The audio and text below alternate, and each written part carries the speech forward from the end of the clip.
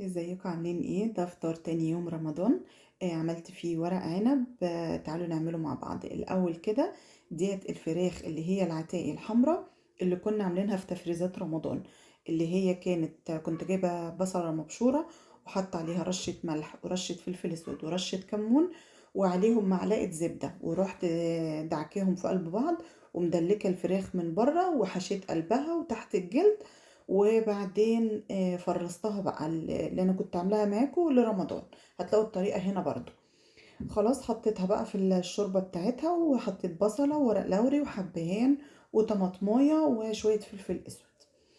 خلاص هسيبها بقى وهجيب حلة تانية على جنب كده، حطيت فيها معلقة سمنة. بس سيبيها لما تسخن جامد قوي علشان لما تنزلي اللحمة تاخد صدمة كده وما تنزلش مية. اللحمة انا بحب احط تحت ورق العنب اللي هي اللحمة الموزة، بيبقى لها طعم مميز كده. وكمان ممكن نحط ستيك، ممكن نحط ريش، كل دي حلو. فبرضه ممكن تقدري تحطها سليمة، انا مقطعاها مكعبات صغيرة كده. فقطعتها بقى بالطريقة دي كده ونزلت على السمنة. وما بقلبش، ما تقلبيش خالص علشان لو قلبتي المية بتاعتها هتنزل وتبرد لك الحلة، وهتبقى شبه مسلوقة، مش هتديك النتيجة المرضية ولا هتعجبك. فشوفوا بقى انا يعني لما اتحمرت خالص اهي رحت مقلبة بقى متقلية وعاملة ازاي. بقت بالشكل ده. هحط عليها رشة فلفل اسود وكمان نص كوباية مية. هسيبهم يغلوا غلوتين تلاتة كده وانتي معلية النار على الاخر، هتنشف معاكي بسرعة علشان تضمني انها تبقى طرية ومستوية تحت ورق العنب. هاخدها بقى على جنب كده في قلب طبق تاني، علشان انا كنت عاملاها في نفس الحلة اللي انا هرص فيها ورق العنب. ورق العنب اهوت كنت محضراه، وعلشان احط بقى تحت ورق العنب حاطه شرايح بصل ومحضره شرايح طماطم. ودي الحله اللي انا كنت عامله فيها اهيت، وديت اللحمه. هحط شرايح البصل كده واحط عليها كمان شرايح الطماطم. وبعدين هنزل عليهم باللحمه اللي انا عاملاها.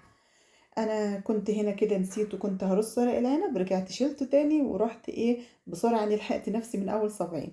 ونزلت تاني باللحمة اهي. ونزلي بقى البهاريز كده اللي في قلب الطبق اللي نازلة منها كده. سويها بقى وبعدين اعدلي حطي رص الورق العنب بتاعك. عايزة تعمليه دواير ماشي، مربعات ماشي، اللي يعجبك. انا رصيته كله. وجاء اخر سطر انا عاملاه دواير كده، فاخر سطر مش مكمل، فاضطريت ان انا اعمله زي مربعات يعني اصفف ورا بعضيها كده. اهو بالشكل ده كده. مش هيأثر يعني، عادي مش مشكلة. الزيادة بتاعته بقى هتبقى عبارة عن ايه؟ ديت شوربة لحمة. ولو مفيش شوربة لحمة حطي مية عادي وتكون سخنة، تحطي فيها معلقة صلصة ومعلقة دبس رمان والتوابل اللي انت بتحبيها وملح ومكعب شوربة وتزوديها. ده لو بالنسبة لايه، لو هي مية. بس انا دي شوربة فيها كل الاضافات بتاعتها، فما حطيتش غير معلقة دبس رمان بس. هنا كنت نسيت ان انا اصفيها، بس مش مشكلة هشيله بالمعلقة لان شرايح البصل كبيرة زي ما انتوا شايفين كده، فما غلبتنيش يعني. لو انتي عايزة دايما المحشي بتاعك الوش بتاعه يتنيه متساوي ما يتبهدلش، خلي الشوربة تحت اخر صف. والكوسة والبتنجان والفلفل دول بيبقى الشوربة لحد نص الصابع كده. لكن الكرنب والورق العنب يبقى الشوربة تحت آخر صف. هسيبها بقى تستوي كمان. وهنا كانت الفرخة هيت اللي هي العداية الحمراء كانت استوت. حطيت معلقة سمنة كده على النار وبحمرها، وخلي عشان الجلد بتاعها ما يتبهدلش ويتمسك في الجريل. خلي برضو السمنة يعني تسخن جامد. هنا ورق العنب كان استوى اهوت، مكنتش عارفه اكبه كله علشان السرفيس صغير، مكنتش عايزاه يقع على المفرش. غرفته اهوت بالشكل ده. مش عايزه اقول لكم يعني طعم ازاي، واللحمه كانها متقطعه قطع صغيره، بتنزل البهاريز بتاعتها كلها قوي. وبتبقى يعني شبه مركزه كده. وعملت كمان حطيت شيبسي، وكنت عامله سلطه الزبادي اللي هي بالنعناع لورق العنب. والمكرونه الاسباجيتي دي كانت فاضله من امبارح، فسخنتها هي كمان وحطيتها.